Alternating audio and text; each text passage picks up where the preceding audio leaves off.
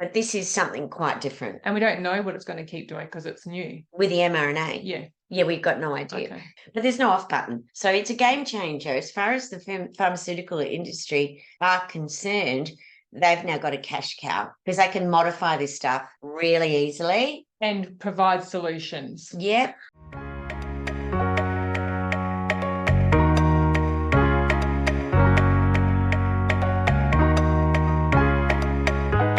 And I are having another great chat. We've had so much good feedback about the information Kathy shared with us last time about how to have this support around vaccines and information just about vaccines, wealth of knowledge. Blowing my mind, which is fantastic. But you want to talk about, we've got some more information. So what do we want to talk about today? Yeah, well, I said let's do another chat because they've just licensed the malaria vaccine with great, excitement and glee. And it's an mRNA vaccine, modelled on the dengue fever one that killed 600 kids in the Philippines. And, with the fanfare, and then it's rolled out and in the arms of African children everywhere, within 24 hours. And it's mRNA technology. And, this is what's got the pharmaceutical industry so excited because it can be instantly modified, produced very quickly in large amounts. Money. Just announced, one day and, in the arms of small children the next, in Africa, mind you. So I just thought we'd better have another chat because I did give a talk a while ago about the mRNA technology. And,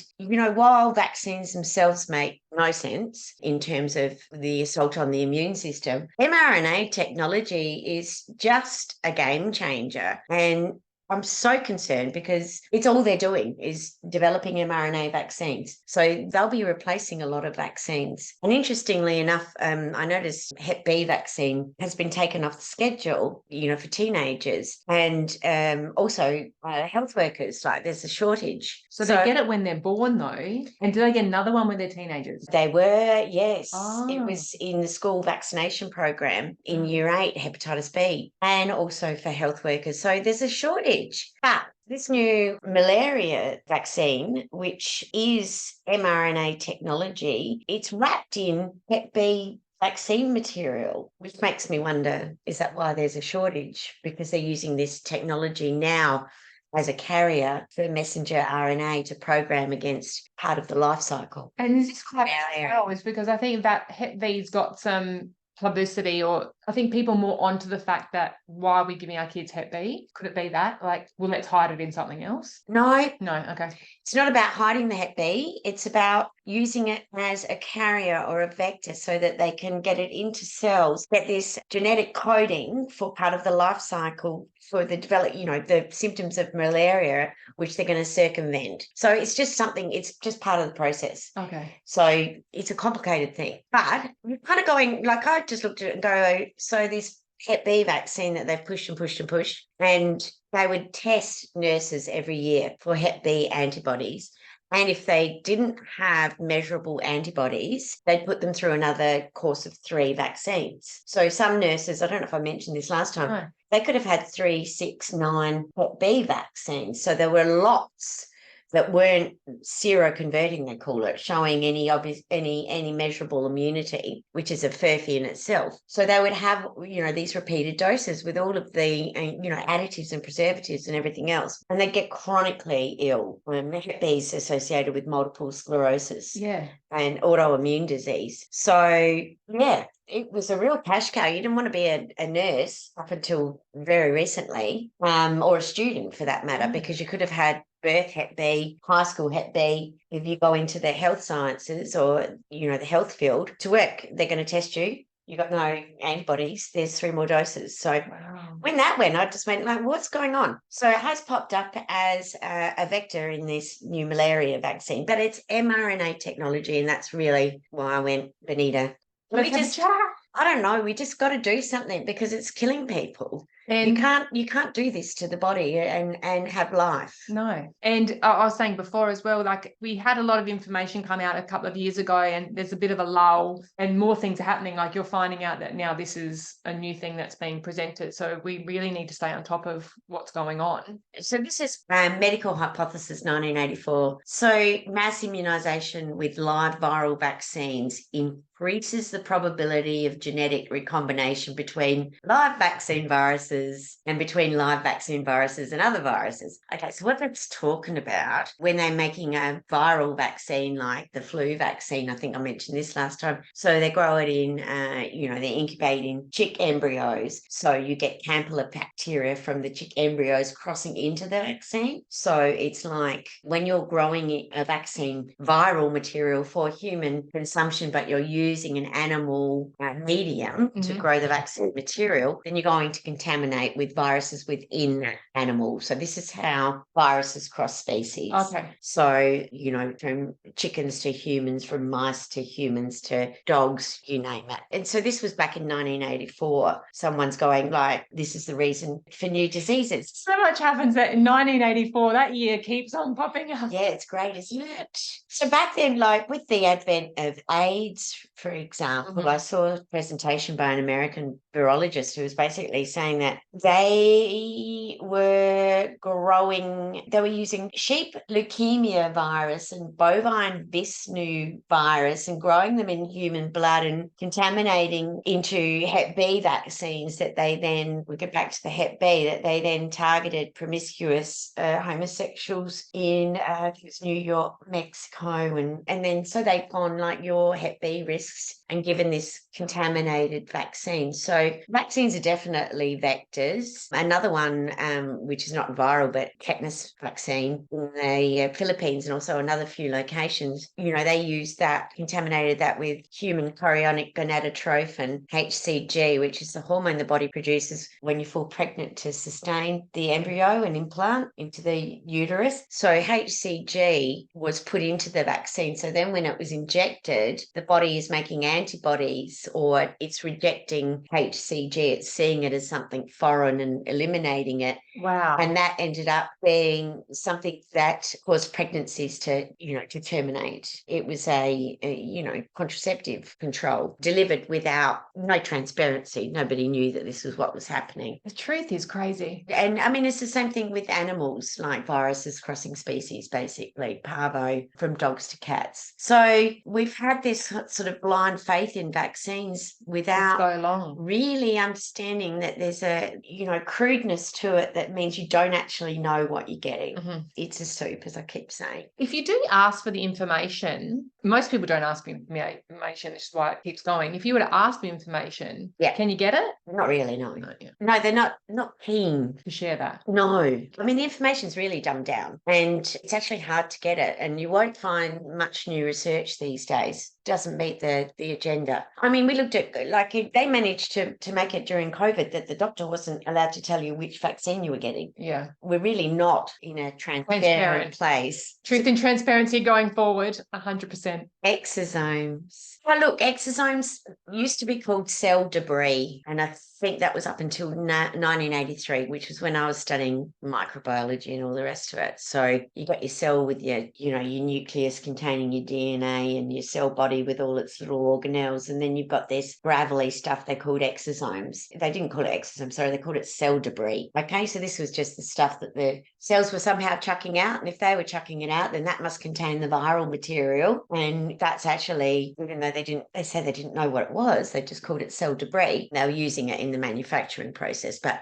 they didn't understand a lot about it. So they decided about 11, 12 years ago that these were exosomes, and they were actually little carriers of information. So they've got a range of functions. They range in size enormously, but they're nanoparticles basically, and they're going into and out of cells, and they're a form of communication. So they're communicating cell to cell. They're also eliminating out of cells as well. So they're not just one type of thing. They're a broad range of things. So what the scientists basically discovered was these tiny little things they called cell debris are actually little parcels of information and communication within cells to maintain cell function. So they developed straight away mRNA technology. How can we use that same mechanism of communicating between cells to carry information that we want going into the cell? So not part of normal cell function. They went straight to manipulating cell function. So we're using something that's natural, that happens naturally, and then finding a way to manipulate a natural process. Yeah.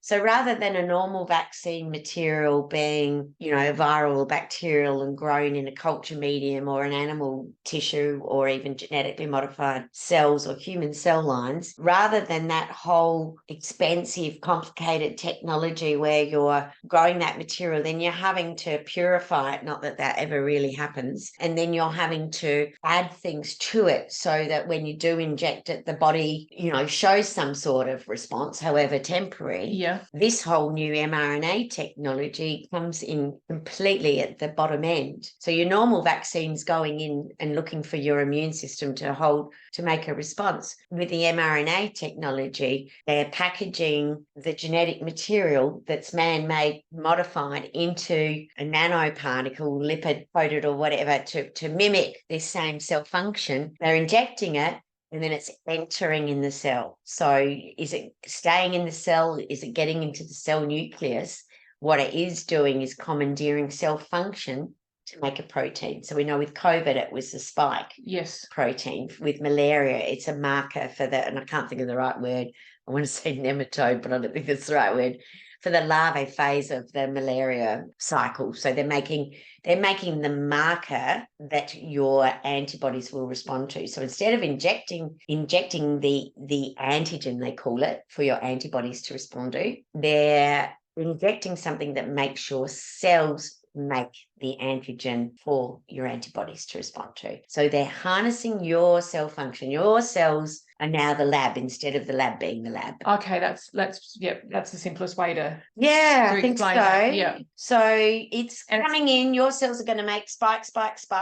How long are they going to make it for? Is there an off button? Well, no, there's not. Which cells are going to be making spikes? And what is the impact on cell function for it to suddenly be doing something other than what it was doing, which was maintaining life, right? Yeah. So we don't know the harm. Once it's in there, it can multiply it's rapidly. It's going to make copies of itself. It's genetic material. It's going to make copies of itself. It's going to stay within that cell. How will it be eliminated? There's evidence it's already getting into the cell nucleus and forming part of your DNA. Yes. Will it be triggered again down the track? So when we looked at regular vaccines, and monkey kidney tissue was used for polio vaccine, and they found a range of monkey viruses within polio vaccine, hundreds of them. So SV40 was simian virus 40, number 40 out of the hundreds of viruses they found contaminating polio vaccine. So SV40 they find in genetic material in the cell nucleus.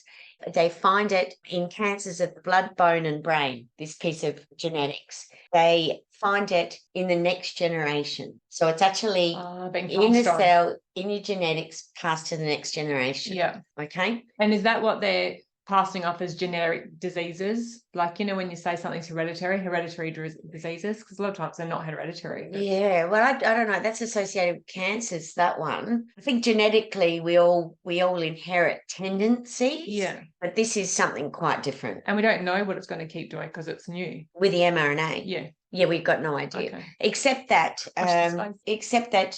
some people drop dead very quickly. People develop heart conditions. Women develop fertility issues. Yeah. So, that mRNA, once injected, it's going to go where there's an affinity for it, into the most rapidly multiplying cells. Okay. And it'll just wreak havoc wherever you are. I mean, there'll be a range of factors, genetics, susceptibility be one of them.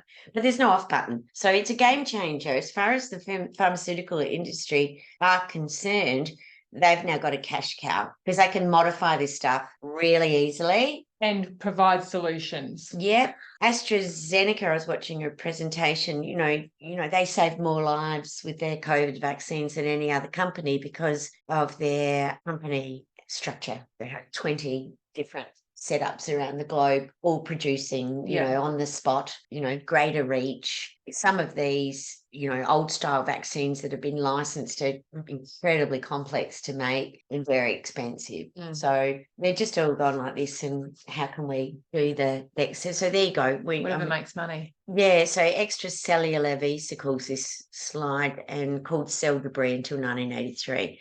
So that's what you were explaining before. Yeah, Visual about. so they're coming into and out of cells, and they've got a protein or lipid coat. They've got markers on the outside. They contain genetic material or protein. So it's just this recognition that instead of being junk, space junk, they're all viral communication tools. So how do we harness that technology to make money? And that's because, of course, there's cancer treatments they're talking about, and diabetes and things like that. So basically, we're going to send the programming into your cells to make the protein or the piece that you're missing because you've got this chronic condition. So that will rectify this chronic condition. But my point is, how does the cell maintain that? We are maintained by what we eat, what we drink, what we breathe. So how does the cell possibly, it's like you're taking a resource out of the cell that your body is not equipped to provide. Yeah, slides. I've just been going down a rabbit hole. I was watching mainstream, like deliberately searching out the scientists and the research and the mainstream presentations. So, they're very excited in that this exosome recipient cell is a human cell. The exosome that they've modified and manufactured contains mouse protein, messenger RNA coding for a mouse protein. So basically, this is 2013. They just went, well, we've got mouse protein, we've delivered it into a human cell, and now we're seeing that mouse protein in production. So in case you just thought possibly this is all Frankenscience and fiction. We're going to show you we can really do it. It's not. And I guess that's why I put up the 1984 reference too, because it's essentially the same as with the SV40 virus in the polio vaccines and monkey viruses or anything crossing species. So that's it. They found out that. And so that's 2013, and that's about right. If you have a look at the money, the research, and the published papers into mRNA technology since 2013, it's like the graph goes like this. So it goes nothing happened, boom, like thousands. And everywhere you look, they're trying to outdo each other and have the best. And they found this is a money grab. mRNA is just a really great way to make more money for the pharma. Yeah, vaccines are always really money making. Yeah, so the goal was always to have a vaccine licensed and put on the schedule, funded by government, going into everybody's arms. That is arguably from the pharmaceutical industry's point of view, it's a complicated business to make these vaccines. We're investing a lot of time, energy, and money in it, and we need to know that we've got a guaranteed return. And obviously, that return also includes the consequences of vaccinating, which they're not liable for. No, I would know with the vaccine damage, long-term health conditions, short-term vaccine reactions, all of the rest of it are all, geared towards a pharmaceutical solution. Yeah, make more money. So, yeah. We've got the problem. What's the problem cause solution? They create the problem and then they create the solution. Yeah, they just went straight for the dollars to imitate and manipulate exosomes to change your cell function. And they are replacing a soup of heaven knows what anyway, but this is a game changer. I mean, traditional vaccines did a lot of damage, particularly, severe damage and death death's a side effect from vaccines. mRNA vaccine is just next level. And I really want people to absolutely make sure they never have one. And if they've had them, they never have them again.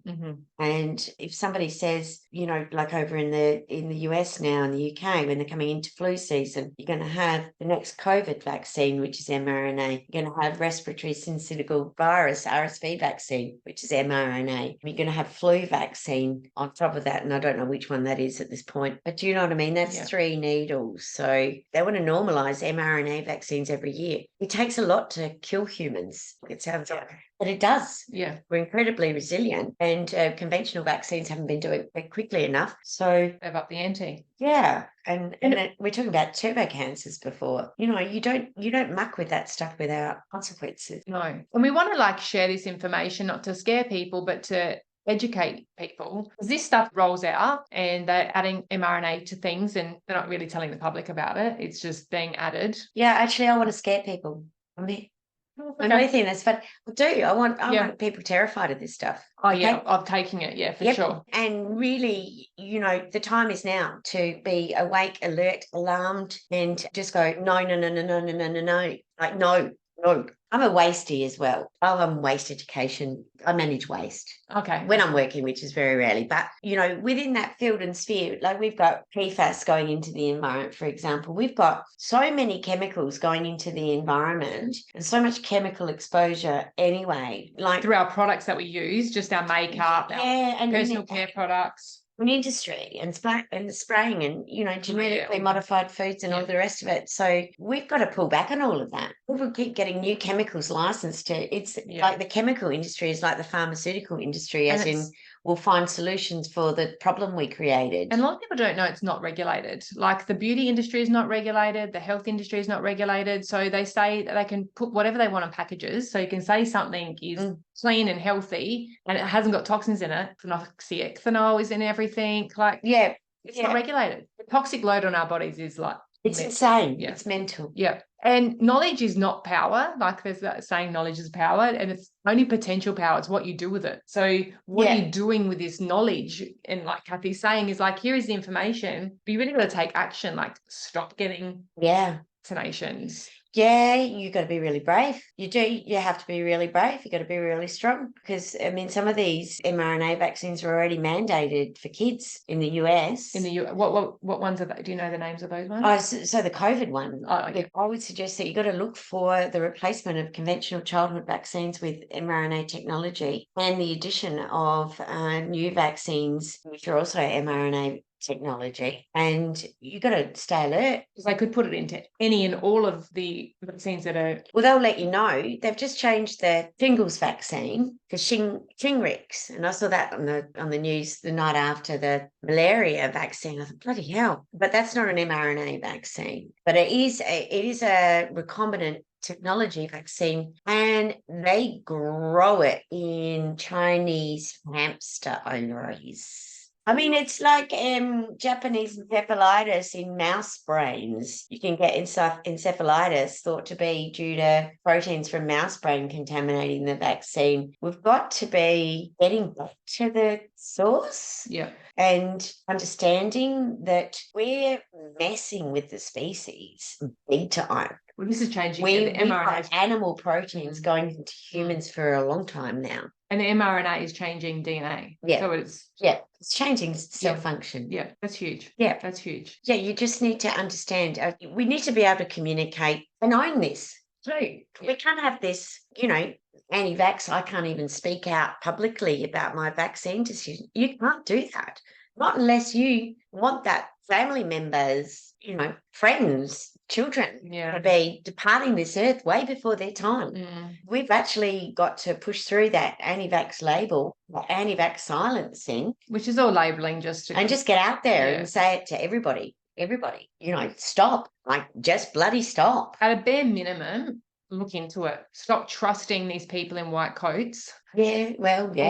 Or letters at the end of your name, and do your own research. Yeah. So that's out there. It's so much easier in the last few years than it has ever been to find this information. In the last few years, we've built community, so there's a lot more support for it, things like that. So it used to be easy to delay or say no without penalty. It's only 2015 really that's really kicked into that degree. So that's quite recent. We've got to be out and share and stop people from just blindly lining up like they're doing this for the greater good. They've got no idea what they've done to their cell function, or we've got no idea. Nobody's got any idea. It's an experiment. It's a mass human experiment. Yeah, you won't be eliminating it. It'll be lurking there. So the ones that do have an idea about this, we want to bring people together and create communities where people feel supported. Yeah. Like you said, instead of having that divide with being an anti-vax or whatever the going slogan is.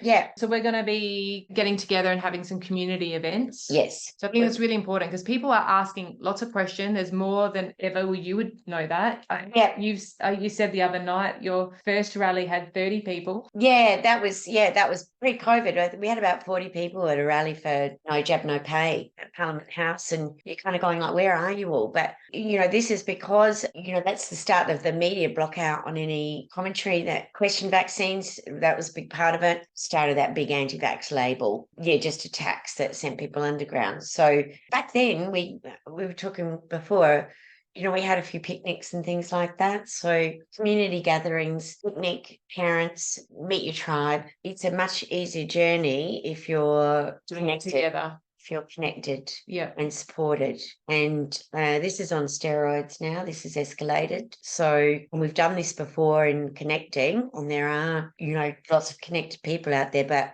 I reckon we're guessing that there's going to need to be a lot more. Yeah. Even people I'm speaking to they're like, what do I do? So we'll create some community events, and then you can come down and have a chat and speak to like-hearted people like you, and just feel that support and share information, and just come together. We just got to come together and create the new. And I was saying before too, when we were looking at the consequences, for no jab, no play. It's fine if imagine being a sole parent who's just moved interstate, and where's my people? Yeah, where's my people? But even just trying to reestablish yourself, and suddenly the system's not available to you. Yeah. That kindy's not available to you. Mm-hmm. I mean, I would come to South Australia for kindergarten with my 4-year-old.